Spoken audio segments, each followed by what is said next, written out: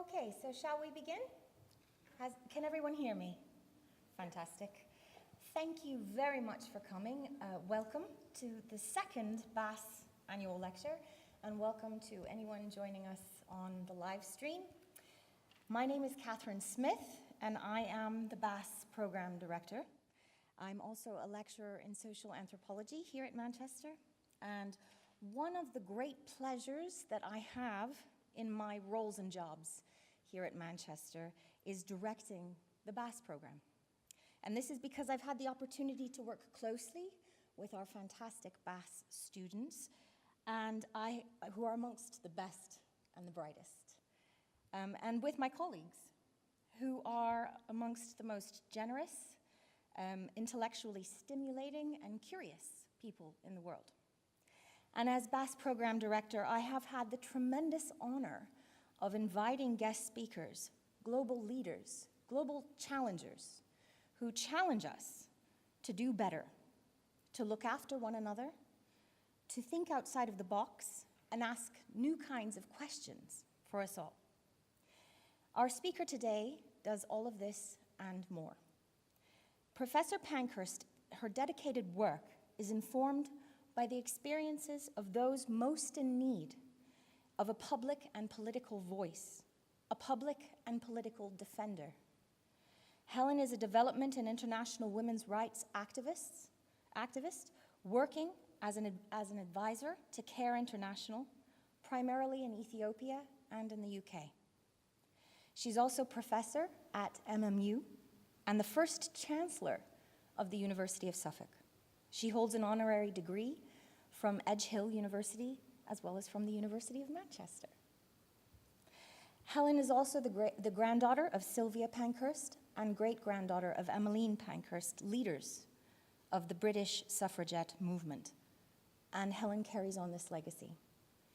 This has included involvement in the opening ceremony of the 2012 London Olympics, and in the 2015 film Suffragette, and regularly leading CARE International's March for Women, which is an event held on or around International Women's Day in London. We are extremely fortunate to have Helen with us today. Her talk today will be informed by the findings from her work, which is in her book, Deeds Not Words, The Story of Women's Rights Then and Now. But before we begin, my colleague, Professor Jackie Carter, has a few words she would like to say, as Jackie works closely with Helen in the Greater Manchester for Women's Charity, which is focused on promoting equality and diversity for the benefit of all across Greater Manchester. After Jackie says a few words, she will pass the mic over to Winnie Fielding, who will introduce Helen. Massively inspired by Helen's work, Winnie is a determined, focused, and yet playful woman of the future, who is, at just 10 years old, determined to act for human rights and social justice across the globe. So today we see the past, the present, and the future coalesce in the interest of us all. So I'll pass now over to Jackie.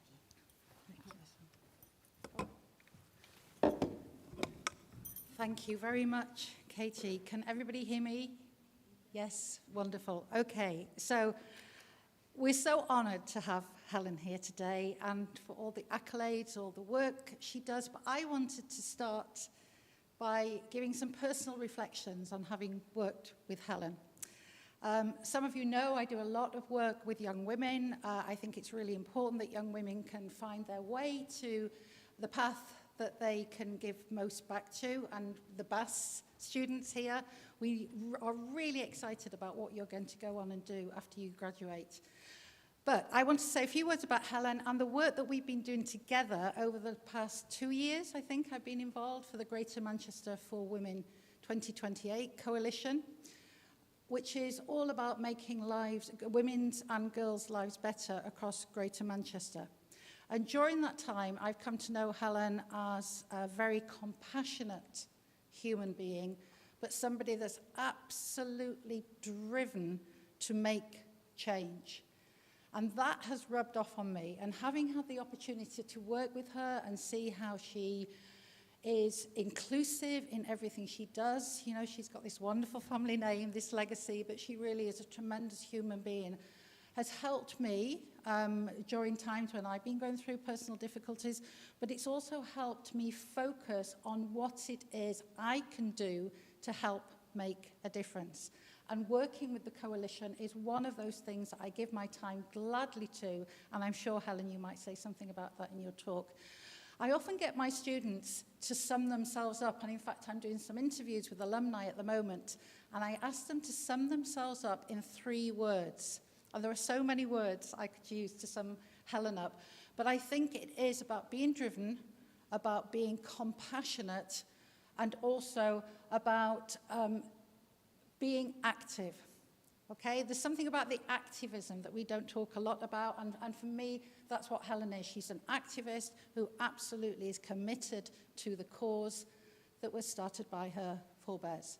So I'm going to finish there, and Winnie, I'd like you to come up, please, and introduce Helen's talk today. We're very honoured to have Winnie with us as well. She's been granted permission to come out of school, which is not easy, so Winnie, over to you. Thank you. Professor Pankhurst's talk today is all about women in the past, present and future. I am the next generation of global citizens who will take action in the pursuit of social justice, human rights and caring for and repairing our planet. It is my honor to be here, and I am very excited to introduce Professor Helen Pankhurst, who inspires me on my journey.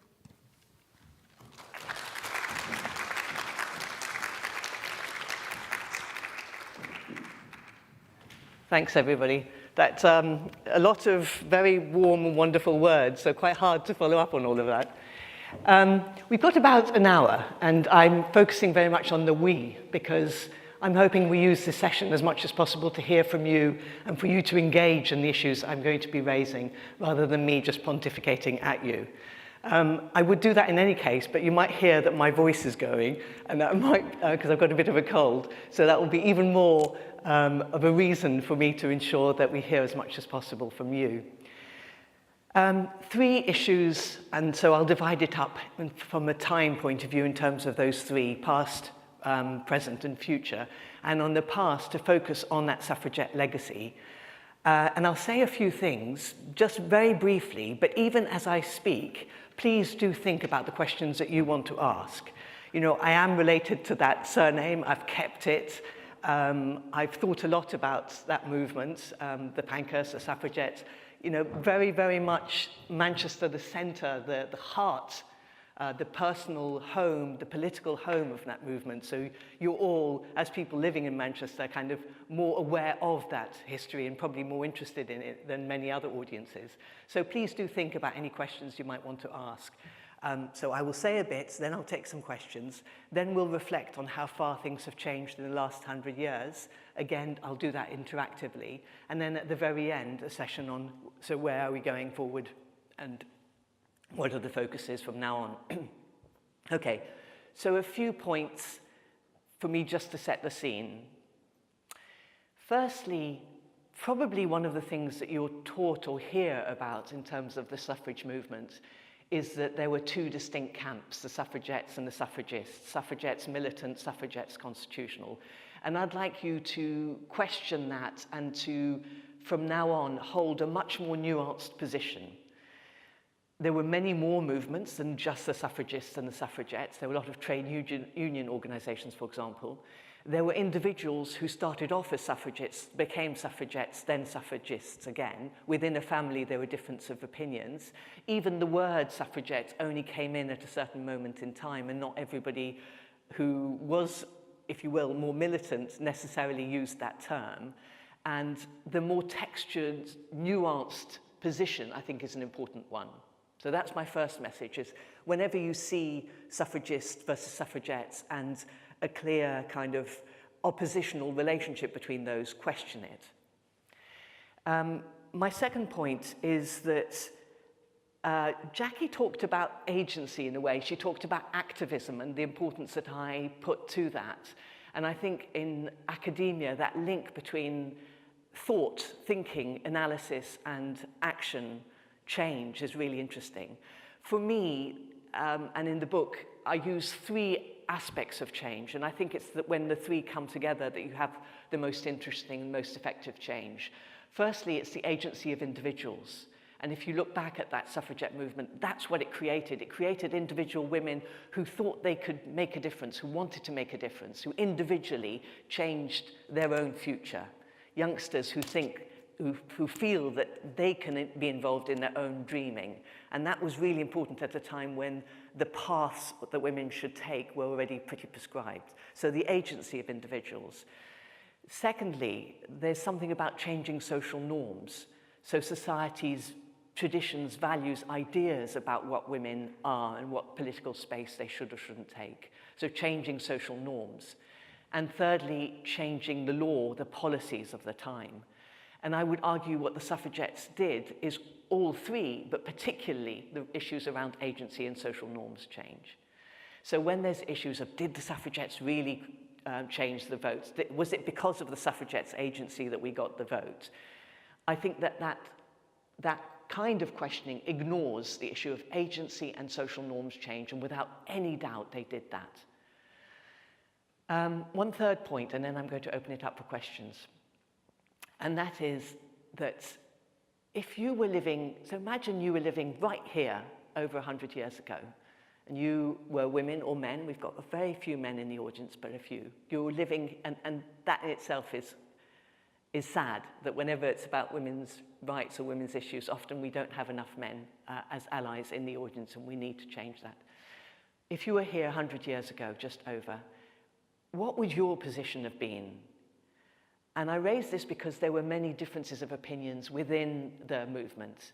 So would you have thought, okay, let's align to other social causes. Women's rights is one thing, but it's linked to issues of marginalization, other things. Let's align to all sorts of causes and fight for them together. Or do you just fight for women's rights on its own? Do you just fight for the vote, or do you think, no, economic issues are as important as political? Do you say, what's the role of men and what's the role of women in this? Do you kind of suggest that there's a new way and that actually women need to learn the tools of the game, and let's ensure that women lead and men are in support? Or is this a fight side by side? How do you relate to other things happening at the time? So ideas around empire, around Irish home rule, there's all sorts of other things happening at the same time around the war. Are you likely to think similarly, or are you likely to have differences of opinion? And the reality is that the suffragette movement, the suffrage movement, had many different views, even although, for once, women came together across age, across regions, across political views. So you have this coalition, you have people, women coming together for an issue, and yet divided by so much. And in my own family, and this is a little bit unfair, but in my own family, you have 4 key women. And when else in history do you have 4 key women? So can you give me what's the first names of some of them? Just shout out a first name. Sylvia, I love that you started with her. My grandmother, Sylvia. Who else? Emmeline. The mother. Who else? Christabel. One more. And interestingly, she gets forgotten, Adela. Adela was the youngest of the 3 sisters.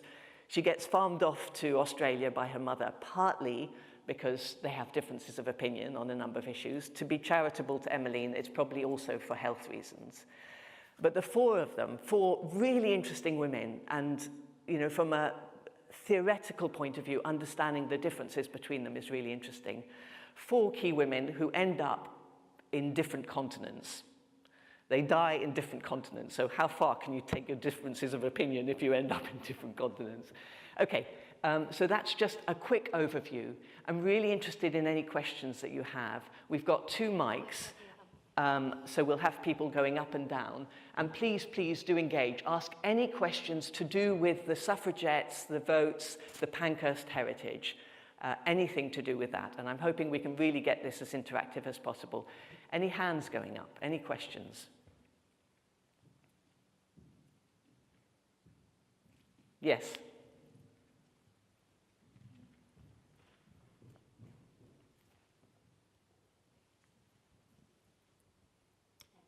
quite a big. Sorry, we can't quite hear. Maybe tap it. Yeah. Is that better? Yeah. Would you be able to explain the difference between suffragists and suffragettes? Okay, so this is where I think what I'm trying to argue is that it's more complicated than the simple way that historians sometimes, and especially in the past, tended to categorize them. So the way they would have categorized them is suffragists was the movement that started before, that was using constitutional methods, and was primarily, and this might be slightly unfair, but primarily middle-class educated women with a lot of support from men. Suffragettes formed in 1903 by the Pankhursts and perceived as more militant from the very beginning, with the Deeds Not Words logo and the Votes for Women slogan. These colours, purple, white and green, that become the colour of women's rights ever since, Women's Equality Party using the same colours as an example. So really interesting as the fact that, and one of the things that I argue is that the suffragettes are associated with militancy, but actually the PR abilities and the lateral thinking that they used are really, really interesting examples of how you create a movement. They ratchet it up. So basically they force the issue of the votes onto the agenda, onto the political agenda. And you've got militancy happening. So they get imprisoned for the cause. The government tries to silence them. They refuse to be silenced. The government, they decide to go down force feeding. The government goes down force feeding. They go down the route of throwing stones and all sorts of arson and militancy. And so they are defined very much in militant terms. But there's a lot more going on.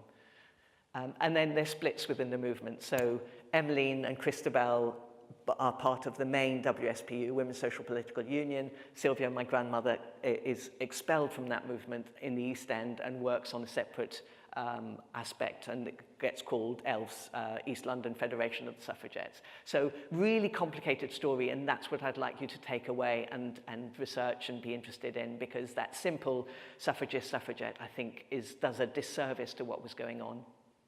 There was another person who put their hand up. Is there a reason that the colours are purple, green and white? Yeah, so I often forget this. Purple was for, white was for purity, purple, don't know, forgotten. There were ideas around it. I think they actually quite like the three colours, but if you Google it, there are purple, dignity and hope, I think it is. Dignity, purple, I don't know. You need to look it up. Yes. Winnie. I think green is hope. Green is hope. Okay, there we go. Any other questions? Thank you, Winnie. Over there. Yeah, hi. Would you be able to expand a little bit on the differences of view between the sisters? Yeah. So this is really fascinating because it's complex, because we're talking about family relations, emotions, political allegiances, alliances, etc. But in summary, Christabel, the oldest, is very close to her mother, Emmeline, and that partnership becomes the dominant one in the story. Sylvia, the middle daughter, had been probably more influenced by her father, Richard Pankhurst, who died before they set up the WSPU, but had been an advocate of women's rights, was a socialist, a radical in many, many ways.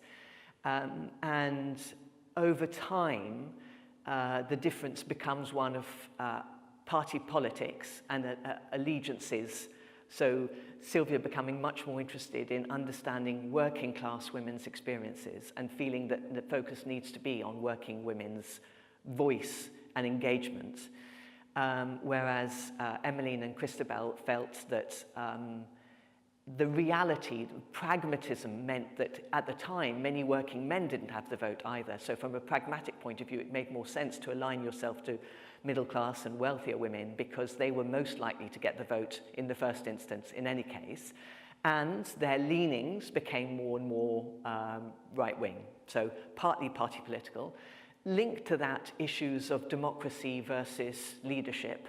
So the WSPU became more and more authoritarian with the voice of Christabel and Emmeline dictating the rules.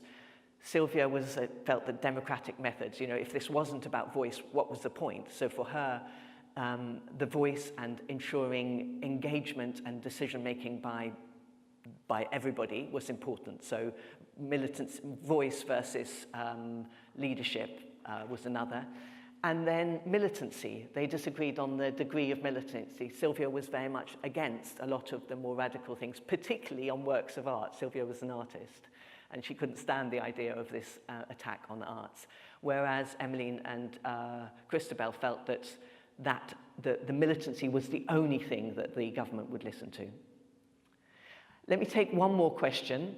And then, can you put your hands up a minute just so I can see how many are going? Okay, let's take, we've got, okay, 1, 2, 3, 4, and I'll give shorter answers.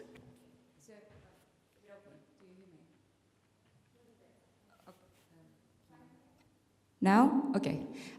So you kind of answered my question. So my question was, how important was the role of Emily's husband and the male contribution to the movement, and in general, how important is the role of the husband, the partner, brother, son, to every movement concentrated on women? Yeah, brilliant question, and brilliant question going forward to the future as well. Because if this is just women talking to women, nothing will change. They felt that at the time, it was really, the suffragettes in particular, it was really important for women to be in that public space and learn how to do it and lead and learn how to learn how to speak and all of that because they hadn't been exposed to the opportunities to do that. Richard, absolutely seminal in the thinking. In fact, the catalyst, the moment the WSPU is formed, I said I was going to do this more quickly, but this one takes a bit more time. So the moment the WSPU was formed was because Richard, having died, the ILP, the Independent Labour Party, decided to, in his honour, create a hall. He, having been such a strong advocate of women and was behind the legislation for the Married Women's Property Act, they asked Sylvia, the artist, to do the inside decoration of this hall in honour of her father. And then the ILP, in its wisdom, decides that women are not allowed in that hall. And this is the trigger point. That's the catalyst. It's at that point that the family say, really? And they form the WSPU. So men absolutely critical, but how do you manage that relationship? Important as well. Okay, who's next? Just looking to the future, how do you think that the suffragette movement can be more inclusive to women of colour? Great question as well.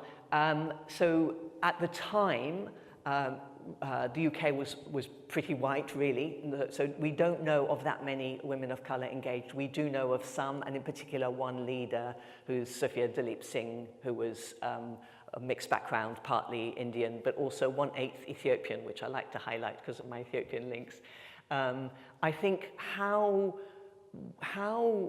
more diverse populations today own the history of a past which isn't diverse and which was conflicted, particularly in other countries, particularly in the States, because in the States you have a conflict between the issue of women's rights and the issue of colour, and the two did not move in symbiosis. So less so here. It wasn't conflicted. It wasn't exclusive in the way that it was there. But I think how that happens in the future is really interesting and something that we all need to think about. Yeah.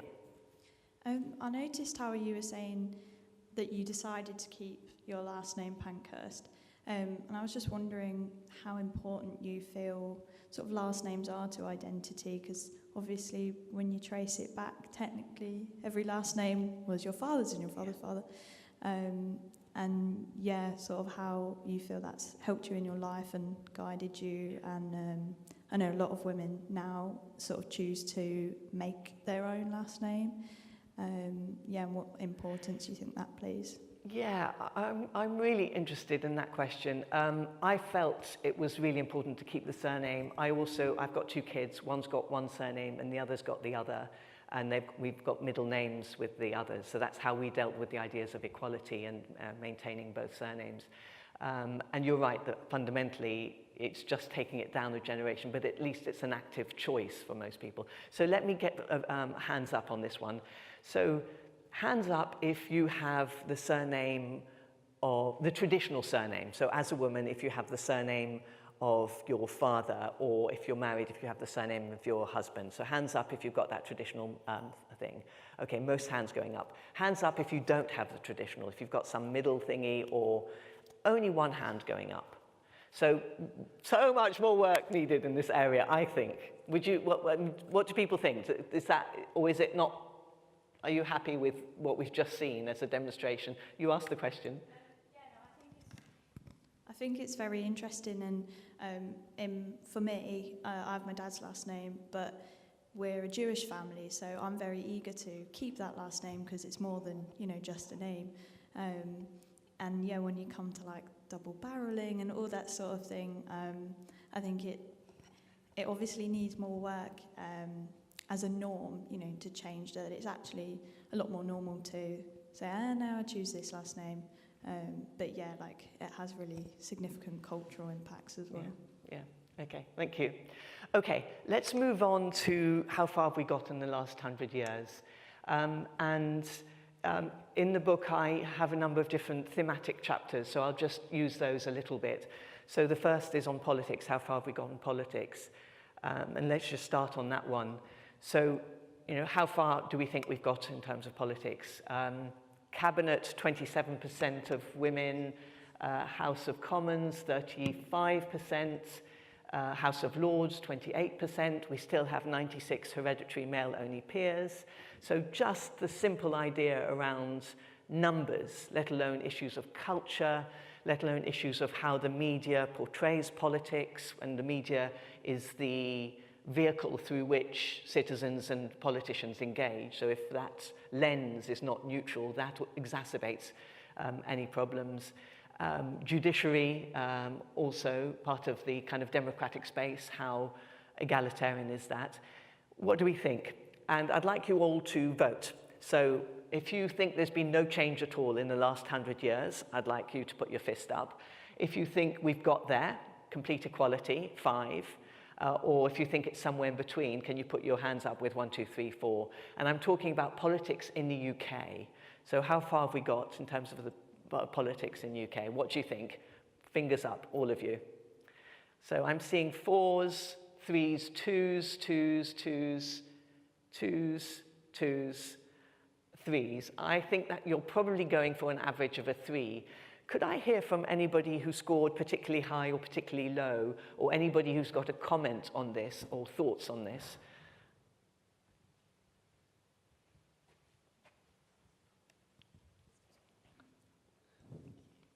Thank you. I scored 2, and I think there's still a very long way to go. The statistics that you just repeated were kind of telling. But I wonder also if it relates a lot to perhaps the history and how these things have come about. You talk about it being a very middle-class movement and, violence. And so then change was made. They're like, right, we'll quieten them off. We'll give them the vote. But because of the way it got there, it doesn't really address the whole problem around equality, around different groups within our society. Those voices weren't even heard in the debate. So why should they be now, in this current time? Because it was done in a certain way. And I'm not critiquing how it was done entirely. And I do take on what you said at the start about it's not been one way or another, and it's kind of like a spectrum. But I kind of think when change happens in a way, that then the practice of it is going to happen in a way as well.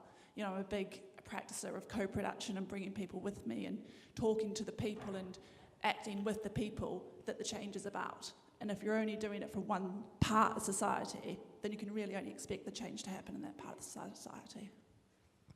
Yeah, interesting. Other thoughts? We've got hands, yeah.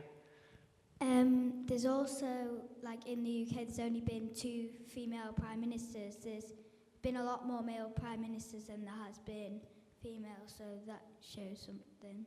Yeah, yeah, another statistic that shows we've still got a way to go. Other thoughts?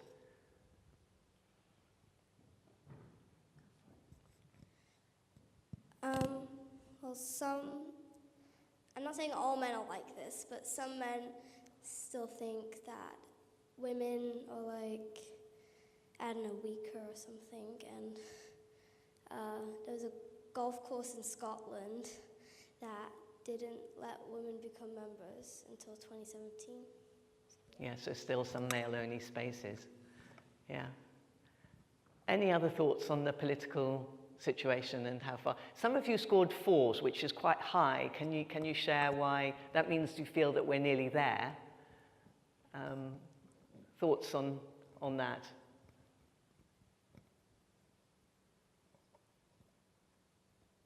Come on. Let's have some counter views here. Yes. I didn't score anything. I was too scared to. I think it depends where you work, where you live, who you live with. So, for example, in medicine, more women attend medical school now than men. So, in that sphere, things have moved forward an awful lot. And obviously in others, there hasn't been. So I suspect maybe and I'm not speaking for any of the 4s because I don't want to speak for you, but I suspect that may be the case because of the sphere that you live or work within. Thank you. And I think the fact that we're always coming back to intersectionality is incredibly important because we're looking at the lens through gender, but it's just one lens and the inequalities are everywhere, not just in gender. So I think really important that that's echoed all the time in everything that we say. Jeanette.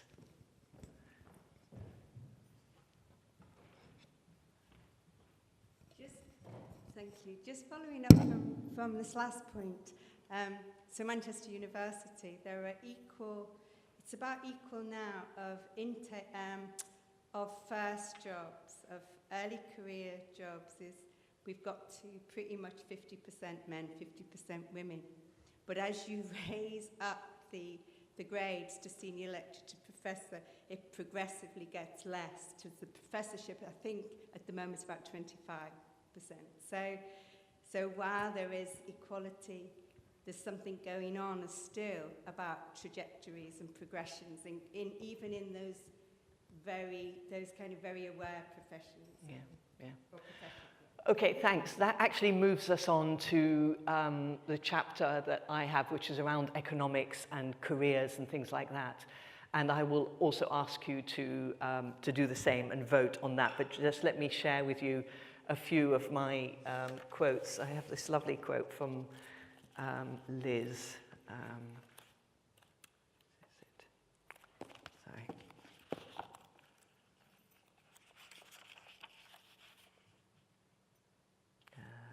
Here we go. So linking, the opportunity for education being what started to change careers and bring women into the labour force a lot. Differences between the First World War and the Second World War. In the First World War, after the First World War, women had been brought into the labour market and then were told to go back when men came back from the front. In the Second World War, there was a labour shortage, so women were encouraged to stay. And then you have more and more education, so you have women in the labour force in greater numbers. But there was always the issue of what they were encouraged to study. And this is a quote from Liz. "I wasn't allowed to take chemistry O-level." So in the days of O-levels rather than GCSE. "I wasn't allowed to take chemistry O-level. I was told I had to do needlework instead. I'm proud of my U, unclassified, gained at the end of the course. In a written paper, I was asked, 'Your husband is going on a business trip. What do you pack for him?' My answer, 'I don't. He does it himself.' I wasn't trying to be clever. It just had no connection to my life. My dad was an electrician. When would he ever go on a business trip? I was meant to say that I would pack his socks into his shoes, which would be at the bottom of the suitcase. This was in 1981. I'm very proud of my younger self, says Liz. So I'm just sharing that because, Jeanette, what you said about careers and professions made me think about the issue that also we still have that distinctions about what type of issues, what's valued, what economic work is valued, what is not valued. And the whole COVID experience has shown us, this key worker business, and yet most of the traditionally female caring roles not being valued in the same way as male roles, and that's still an issue. So I think if we look at careers, if we look at economic inequality in terms of income and in terms of property and wealth, we still have a way to go.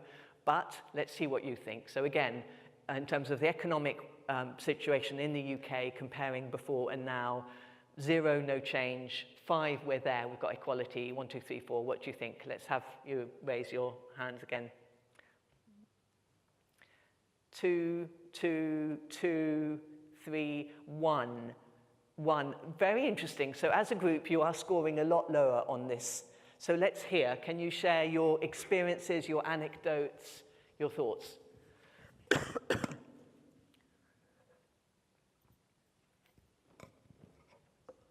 this working? No.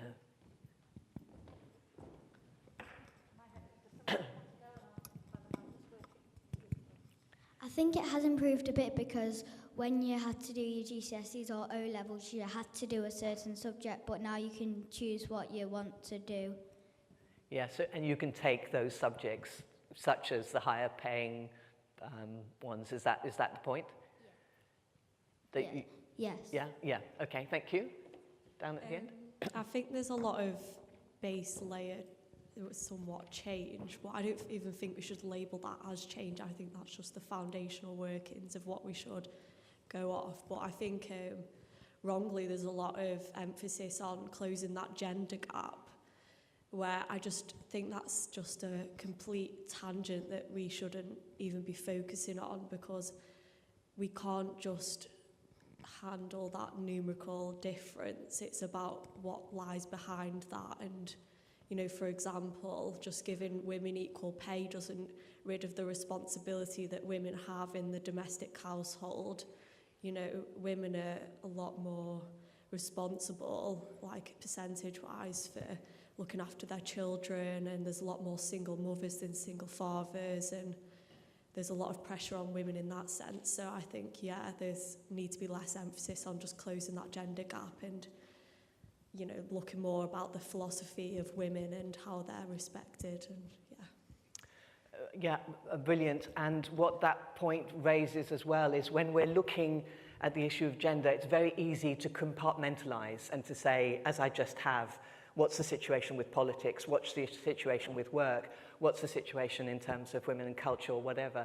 And the reality is it's the cross-cutting factors that are resulting in the situation that we're in. It's the very fact that work is so separate from home, and that one is valued and looked at and the other isn't, and therefore all the roles that women play in the domestic space not being valued and not looked at in an interrelated way. So I think really, really useful point.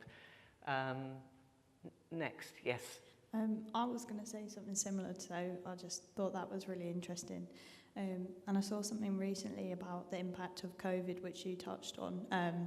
I think on average women since COVID have an additional 30 hours of unpaid care work at home that they take on. And as you said, there's a cross-section between all the other things, and it made me think of sort of substantive versus representative democracy, change, representation. And I think that's very true when, if you look at the statistics of, actually there's this many number of female MPs versus male, and the same with the average pay. I think that's a way that people who are perhaps less keen to really sort of champion the sort of agenda for women's rights say, well, actually, look, we've got this many statistics on this, but it's like you said behind, it's a lot more, behind that. Yeah. Thank you. I'm really aware that there's some voices I haven't heard from yet, and I'm hoping that by the end of this session we will have heard from all of you, so please do ask questions or make comments. Thank you. In some areas of work, I'm not saying all, but it might be, it might be harder for a woman to get a high position than a man. A man might get that high position quicker than a woman might in business. Yeah, that whole career, the ladder, the glass ceiling issue is something that's still very current, and more so in some professions than in others. Actually, yes, do you want to?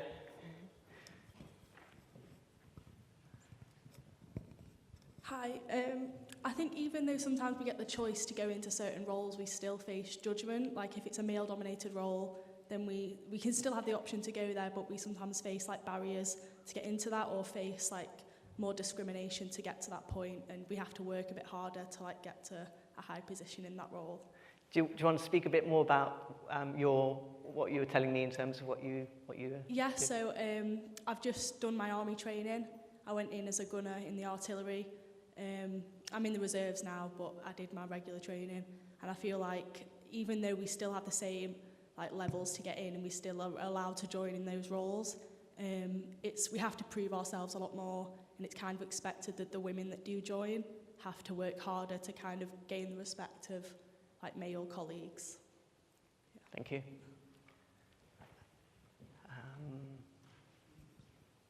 Jackie.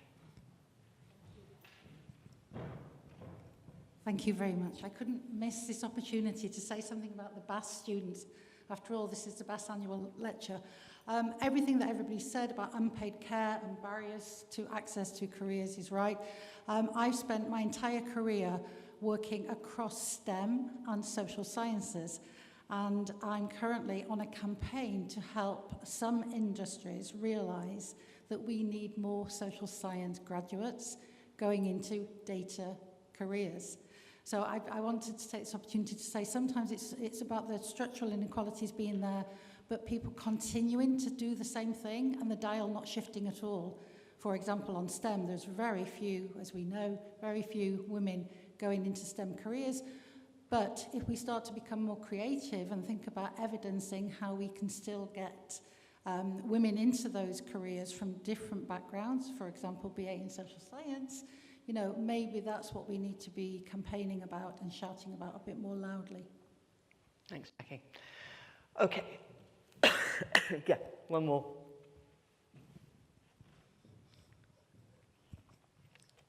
If I may dare, I can see I'm one of the few men in this room, and I'm trying to make sense of this statistic, really, that there's only just a few men in this room. Is it this men's attitude that is a women talk and we don't have to be there, or has it come really a long way that men feel intimidated to be in a women room? So what's the sense that you make of this statistic, which is a reality at the moment in this room? So was your question, what's the reason, what's the source of all of this? Yes, so what sense do you make of this statistic that there's only just a few men in this room? I'm sorry, I can't quite hear. I'm hearing just one. Can you say it one last time? I couldn't quite understand. I've just been thinking about this fact that there are only few men in this room. Yeah. Is it because of it's a women talk?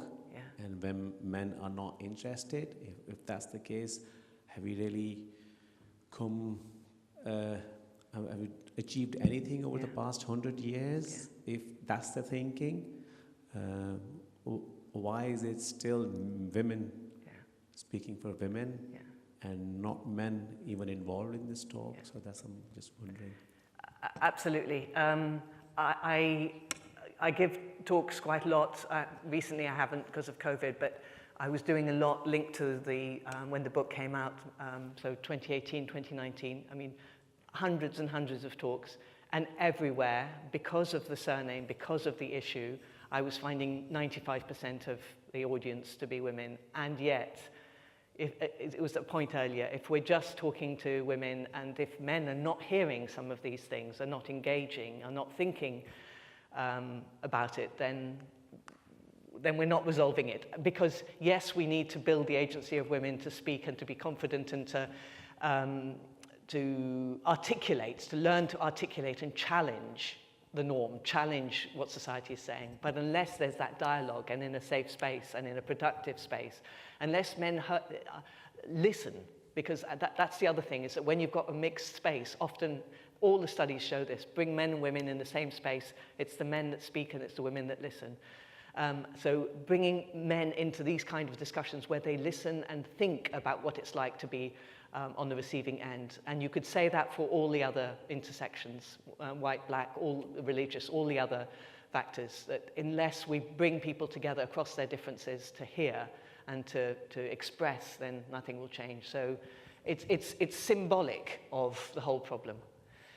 I wanted to add that I seen an article talking about how black women who graduate from like Oxbridge find it hard to gain a job compared to white women. So I think it's important to talk about intersectionality still. Yeah, absolutely.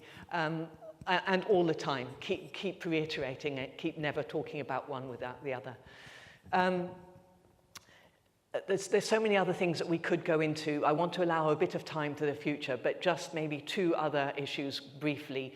One is we talked about, and there was that point about work being only one aspect, and the whole issue about the relationship with how we define women and the home as another. So just exploring that a little bit and exploring the idea of women's identity, and also links to that point just now of male's identity and women's identity. You know, the fact that women are seen to be interrelational within their family. They define themselves. No women, I'm exaggerating, but women that when they meet other women tend to talk about their families, their kids, they talk about those relationships. Men tend to talk about work.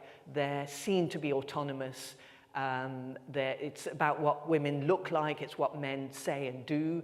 You know, all our culture, all our society, all our interactions reinforce these social norms about how the two are constructed, and that needs to be deconstructed, and men and women need to be allowed to be whoever they are rather than be forced into these categories. And it happens so quickly, and this issue of the media presentation, that the importance of what women look like, what girls look like, being so central, how social media keeps on reinforcing that as problematic. Between the publication of the hardback and the paperback, I reduced the score that I gave on the chapter on identity because of all the stories I was hearing about things like a teacher saying to me that in the secondary school, on the first day, what happens is that the girls give photos of themselves and the boys rank how hot the girls are. And that was happening in the first week of secondary school. A 7-year-old girl in tears because she couldn't find dark enough tights to put on when her father came to talk to her, and that was because she didn't want her hair to show. A 7-year-old girl.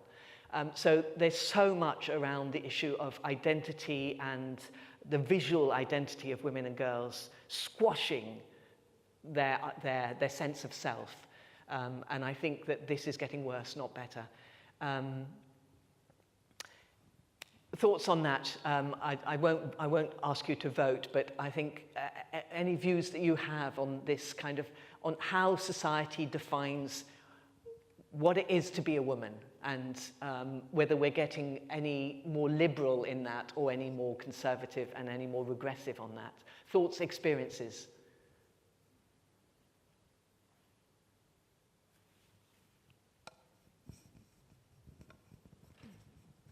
Thank you. Oh, it's loud. So I have a question that's slightly relevant to what you've just said, the difference between liberal and conservative. So I want to talk a little bit just about the Women's Rights Network and just ask a question: to what extent do the Women's Rights Network misuse the suffragette image, or do they not? And how exclusionary is this for the trans community? So you've spoken a lot about so women and men, and it's quite divisive. So I'd just like to know, to what extent is it exclusionary? Is it inclusive? And are the Women's Rights Network misusing the suffragette image, the colours, and everything about women's rights? Okay, in a way, the whole elephant of the room, whenever we're talking about women's rights now, is the point that you've just raised. And I would like to do a few things and then also answer the question directly. And the first thing I'd like to do is I'd like you to all to put up your hands, and I'm giving you the option of either putting up your hands because you're very clear what you think on this position and it's very straightforward and you're not uncertain about how you present yourself and what you think. So either you're very clear, and I'll ask you to put your hands up, or this is conflictual, it's difficult, you're not too sure how you present, what words you use, and what you think. And that's the second time I'll ask you to put your hands up. So for those of you who are really sure, can you put your hands up? Can I just ask what we're being sure about? Yes, so thank you. So right now, the definition of women, the issue of biology and gender, to what extent they can be self-defined or they are immutable is controversial. And therefore, whenever we're talking about women, are we talking about women plus trans women or not? Are we talking about women plus trans women plus women who, trans men, on some issues when you're talking about international development work, for example, because you're talking about things like FGM or early marriage. So how are you addressing the issue of the division between men and women? So for some people, it's very clear, they know what they're saying, they're very comfortable with that, and they can say what they think, they're comfortable with that. So I'd like you to put your hands up if you're really comfortable with that. And I'd like you, okay, so I'm getting a few hands up, and then I'd like you to put your hands up if you are slightly uncomfortable about how all of this is playing out at the moment and you're not really sure of the language or your views on this because this is a controversial area. So hands up if you're slightly uncertain. Okay, I'd say that this audience is probably mixed, so I'm getting both. I think if you say how are people owning the link between the definition of women and the trans movement and the relationship with the history, the suffragettes, I think it's mixed. I think different people will interpret that in different ways. Let me try and answer it from my own perspective. And my own perspective is that we should be as inclusive as possible, that every category of women has power and has limitations, has entitlements and has vulnerabilities. And that includes trans women, that they have certain power and certain vulnerabilities.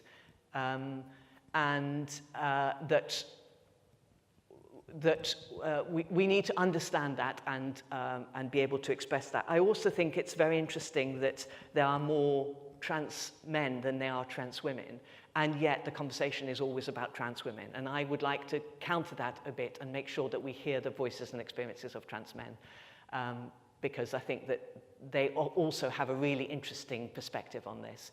So I think, in summary, my view is that what we actually have is a spectrum of gender, sex, and so gender, sex, and biology. I 100% believe that there's a spectrum on all of those, that it isn't just a dichotomy, men, women, biologically, men, women, gender, heterosexual, homosexual, from a sex. I 100% believe that there's a spectrum on that and that most people probably feel comfortable in one or other category, but many people don't. And that if the world was constructed differently, that allowed that variability and that it fostered it, we'd be in a better place. And instead of that, we're continuously being dichotomized. And I think that dichotomy is dangerous. Yeah, thank you. So what was really interesting is there was a demonstration in Manchester, I don't know if anyone saw it, with the Women's Rights Network. And obviously, you know, they used the colours, they used the flag, and it was so divisive that the police formed a line, and there was the community that are supportive of the trans community on one side, the Women's Rights Network on the other. and there was no dialogue. They point blank refused to talk to anyone from the trans community, and the message that was kind of perceived, and it was all over Twitter, was that Helen Pankhurst would be proud of the Women's Rights Network. So that was kind of the interesting take that I was stood there watching, that they could be so exclusionary to certain individuals, would refuse to talk to them, but then would use the same message of women's rights to kind of overshadow that exclusionary element. So that's why I wanted to ask. Because I think it's right, the way that you're talking about a spectrum is probably more accurate, but this wasn't the case. It was, one side on one side and then the other, and it was completely divisive. So it's just, to what extent, I don't know how far have we come, to be supportive of women's rights if you can stand on one side and not the other. Yeah. Okay, thank you. I guess my plea to all of you is this is difficult stuff. It's really difficult, and let's try and hear better. Let's try and understand the position of the others, not quickly defend our own positions and reinforce it. And in a way, it comes back also to that point early on about there are issues now, there are debates now, and how does the history of the past relate to that, and how do we look back on the past in terms of how we interpret schisms now? The parallels I make in this particular regard is that the suffragettes were at the vanguard of thinking about presenting women differently. There were a lot of they double-barreled names. They dressed as men. Some of them, they were lesbian women. There was all sorts of things going on that was ahead of the time. That doesn't necessarily mean that all or half or a few of them would have been in favour of the trans movement. I have no idea. They probably would have been as divided over that issue as they have been over everything else. Okay, time. We're nearly out of time. I really do want us to think very briefly about the future. Buzz groups, can you please sit next to somebody else, one other person at least?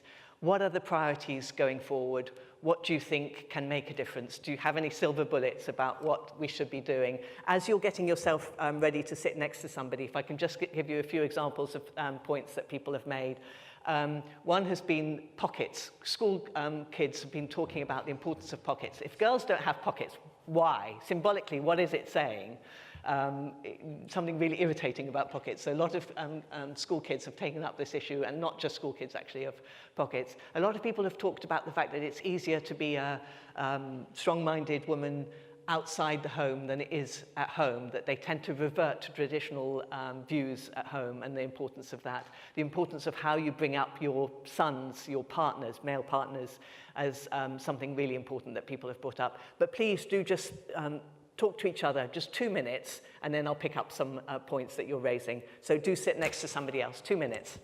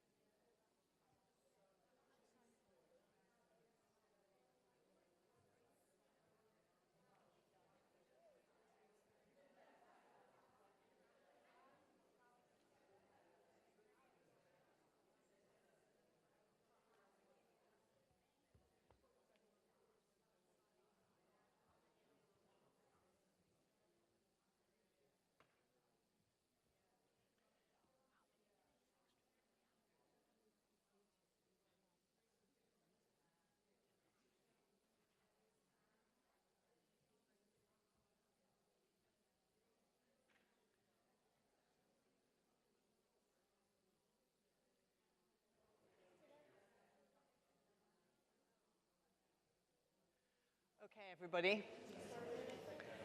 If we can come back together. Anybody like to share the conversation that they've had briefly so that we can hear as many of your thoughts as possible? Maybe starting over there. Did you come up with anything you'd like to share? Have we got that? Yeah, thank you. I'll go this way.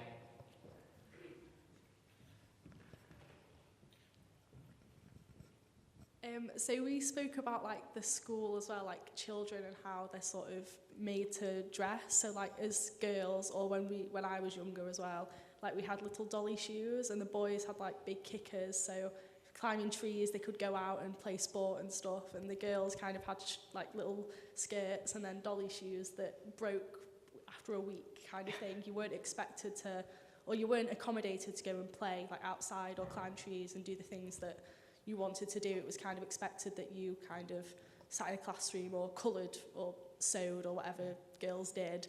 And it wasn't, you didn't really get the option to go and do what the boys did. I don't know if that's changed, if anyone's got children, but I feel like it's still, when you go into shoe shops, it's still like little dolly shoes. It's not really been accommodated for both sexes. Thank you. You too? We were just talking about the importance of resources, and perhaps possibly reflected at our respective ages here, but the importance of not only income but wealth to create choice and to create freedoms for the individual. Thank you. Let's just move on this group, yeah.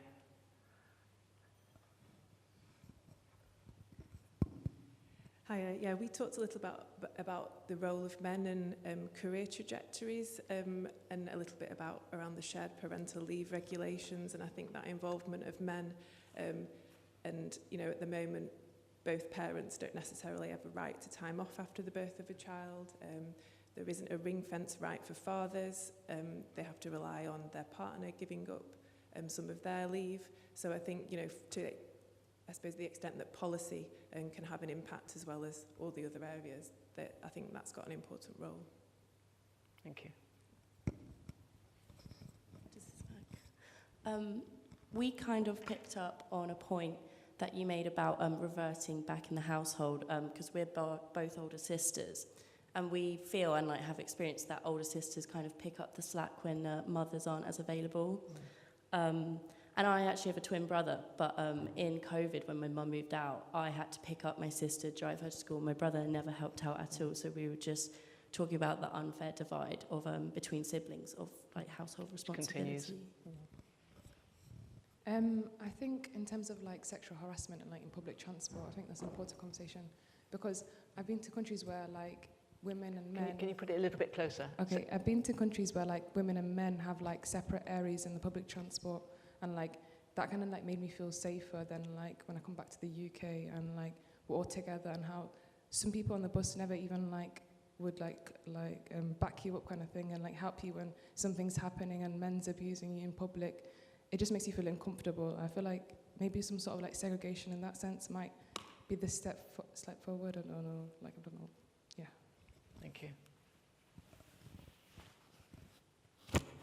Are we? Oh. If a mum took her kid to a football match or an after-school club, she was just a mum. But if a dad did that, he was an involved dad.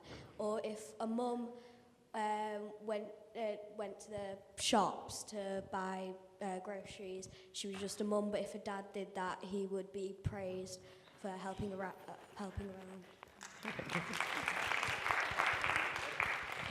Thank you. Who's next?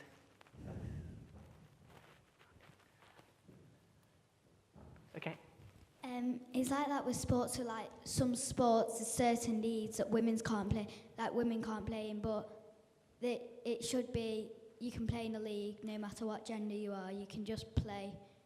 If you love to do the sports, you should be able to play. You shouldn't have to play in a certain league with certain people. You should just be allowed to play.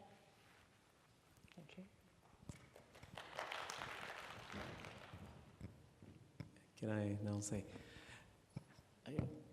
I think we need to, going forward, we need to take a position in terms of being fluid and putting things on spectrum, like you said, or being actually binary, either a woman or not a woman, so that we can defend and promote the ideas of suffragettes or the movement that has ensued after that. So that's the kind of a tough call that I think as a society we need to make. Which way do we really want to go so that we can support that cause? So I think that's the challenge for the future. Thank you.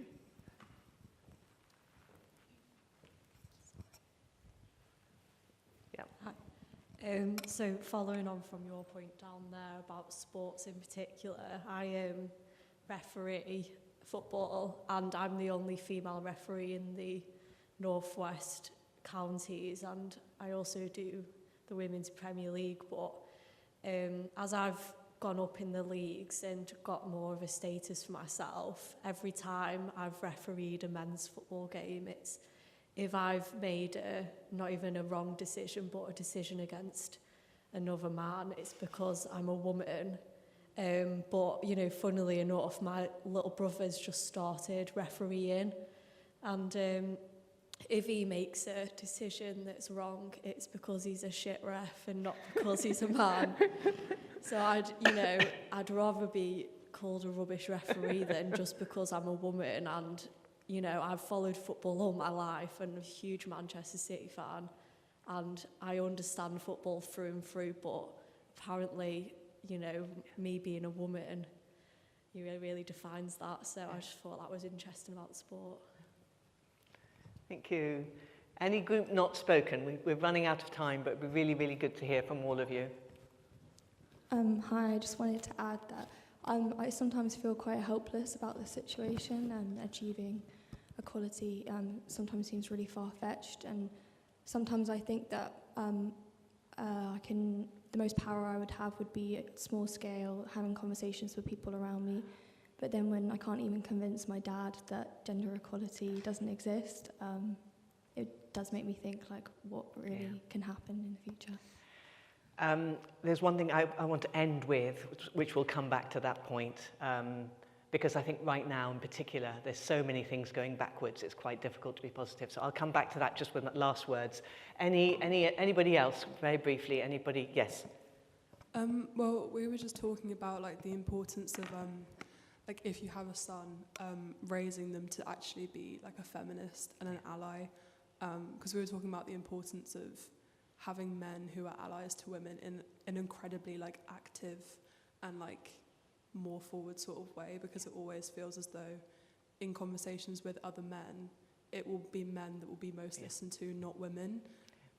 So like you were talking about having conversations with your dad, and like I can relate to that very much. But it always feels like in those conversations, if my partner, who is a man, will say anything, then my dad will always listen to him, and it's always very frustrating because I'm like, I'm literally your daughter and I'm talking about my personal experience. So in reference to that, I think it's important to raise like our sons as actual like allied feminists, and also raise them to not be constrained to gender roles as well, so that they know that it's okay to do certain things that might be considered feminine, like be emotional, so that those divisions between women and men are less clear. Yeah, for their own sakes, emotional engagement, etc., as well as for the social norms that they perpetuate, negative ones. Great. Anybody else? Okay. I said I wanted to come back to one point around actually around hope, if I can find it.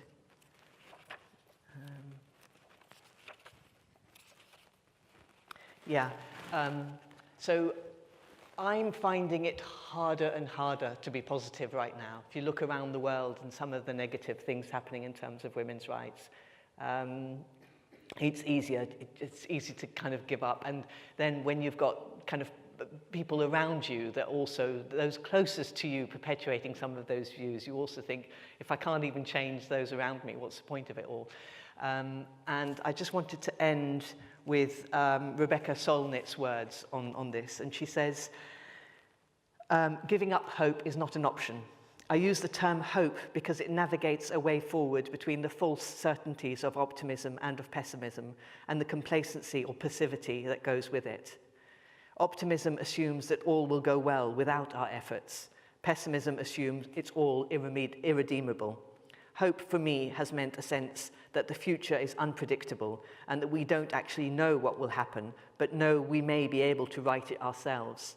Hope is the belief that what we do might matter, an understanding that the future is not yet written. It is a formed, astute open-mindedness about what can happen and what role we may play in it. Hope looks forward, but it draws its energies from the past, from knowing histories, including our victories, and their complexities and imperfections. So I leave you with that idea of hope. Thank you all.